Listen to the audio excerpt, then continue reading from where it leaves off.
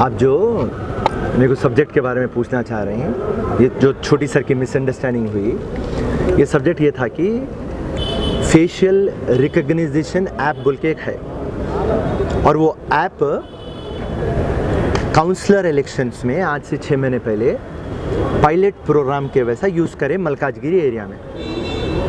अब मैं पार्टी को ये बात बोल रहा था कि ग्रेटर हैदराबाद में नामपल्ली से लेके चंद्रायन गुट्टे तक ये जो 7-8 कॉन्स्टिट्यूंसियाँ हैं जहाँ पे एमआईएम का दबदबा है, ये लोग कभी भी बोकस वोटिंग से जीतते, कभी भी ऑथेंटिक वोटों से नहीं जीतते, डुप्लीकेट वोट्स, डबल वोट्स, इससे जीतते। तो ये जो फेस रिकग्निशन ऐप है, और ये जो है कभी भी बुरखा में औरतों को हायर करते, तो हमारा ये बोलना मतलब है कि बुरखे में हमारी माँ है, हमारी बहन है, हमारी बेटी है, बुरखे से हमारा कोई प्रॉब्लम नहीं है। मगर ये जो बोकस वोट डाल रहे हैं इससे प्रॉब्लम है।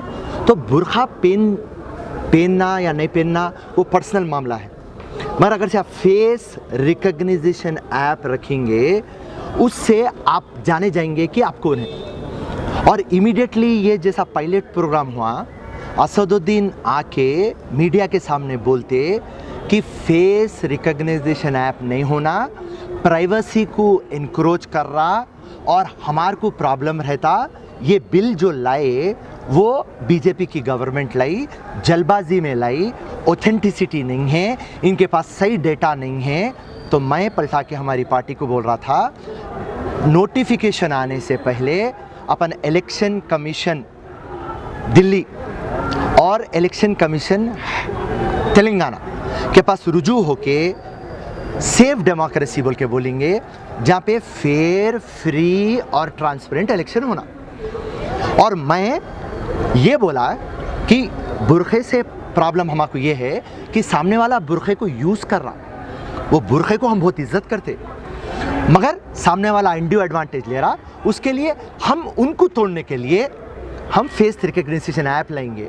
तो उसमें हमारे चंद 2-3 भाइयों को मिसअंडरस्टैंडिंग हुई, फिर हम समझा दिए उनको, वो उन्होंने भी समझ गए और आप लोग भी समझ गए। और रही बात आज की जो मीटिंग है, पूरे division presidents, contested MLAs, contested MPs, ward presidents और ब्लॉक प्रेसिडेंट्स, इनकी मीटिंग थी कि एक स्ट्रैटेजी डिसाइड करेंगे कि आने वाले चुनाव को, टीआरएस को, बीजेपी को हम किस तरीके से काउंटर करेंगे।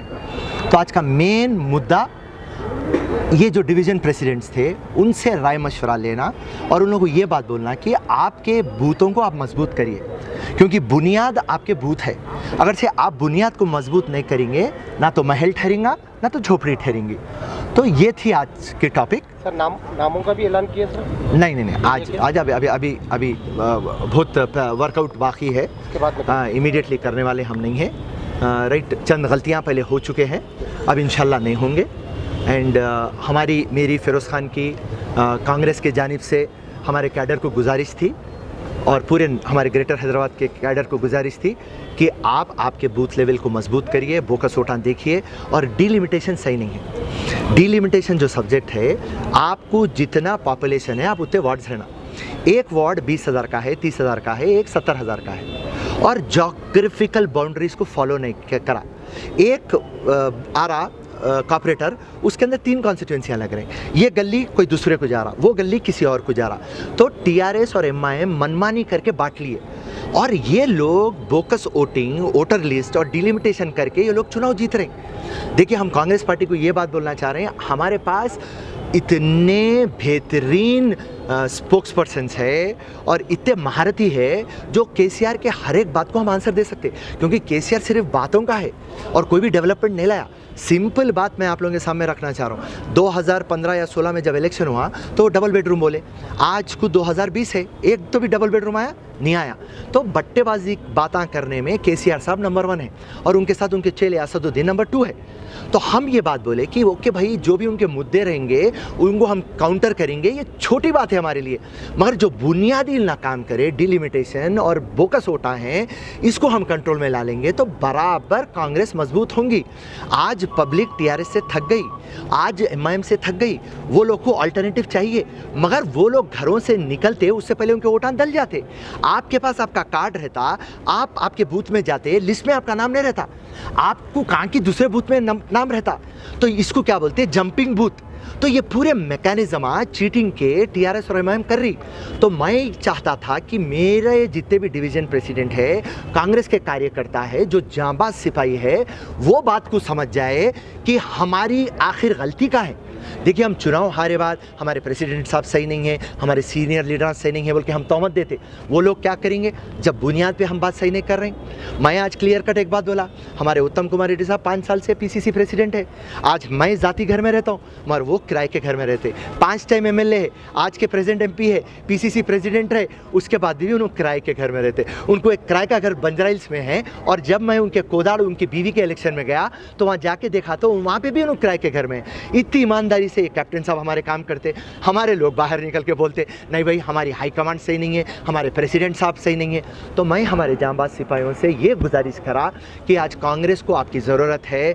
आज कांग्रेस के विकास के लिए, कांग्रेस के बुलंदी के लिए, कांग्रेस को मजबूत करने के लिए आप लोग मिल के आइए और हम मिल के एक फाउंडेशन बनाएंगे, कुर्बानी देंगे, और कल हम रहो या ना रहो, आने वाली नस्लों को एक मजबूत कांग्रेस देंगे। क्योंकि यहाँ से बूथ लेवल से ये खोखला कर दिए, जागो, खाली टिकटा न को पूछो, टिकटा पूछने से कुछ आता नहीं, बुनियादी काम करिए। मैं दिल जलावा हूँ, 3 टाइम नामपल्ली में चुनाव हारा, 3 टाइम 50,000 वोट लाया, मगर मैं चुनाव हारा क्योंकि मेरे पास भी बूथों में प्रॉब्लम है। आज मेरी नामपल्ली की आवाम मेरे को पलट के बोलती कि फिरोज़ खान हम खाना नहीं खाए, उनके बच्चे बोलते फिरोज़ खान हम खाना नहीं खाए क्योंकि आप हार गए। आप टेक्निकली हार गए होंगे, मगर आप हमारे हीरो है, आप हमारे एमएलए है। तो मेरी आवाम को धोखा दिए। काश मैं जीतता तो आज मैं उनके मुस्तकबिल बना सकता था। ये लोग चीटिंग करके, चोर वोटां ले लेके, बेमानी के वोटां ले लेके ये लोग आज पावर में हैं। तो एक दिल जला जो रहता, क्योंकि नामपल्ली से मेरे को मोहब्बत है, एक दिल जला आशिक जो रहता आज अपनी दिल जलाई बता रहा था कि मैं हारा नहीं, मैं जीता हुआ हूँ। आवाम की नज़र में, अल्लाह की नज़र में, मेरे माँ बाप की नज़र में। मगर ये साले बट्टेबाजा बोकसिंगा करते, फिर चुनाव में अपने को बोकसिंगा करते, फिर कांग्रेस को हरा देते। तेलंगाना 200 कांग्रेस है। आज हम बाहर वाले हो गए और ये घर वाले हो गए। हम ये गलतियाँ कर रहे हैं। एक तेलंगाना आज मजबूती से काम करके बोकस वोटों को पकड़ेंगा और उसके बाद में डिलिमिटेशन प्रॉपर करेंगा तो हम सारे तेलंगाना को एक मिसाल बन जाएंगे। और ये कॉर्पोरेटर हम जीतेंगे तो सारे तेलंगाना में एक आवाज़ गूंज उठेंगी कि आने वाले एमएलए इलेक्शंस के अंदर तेलंगाना में कांग्रेस का परचम लहराने वाला है।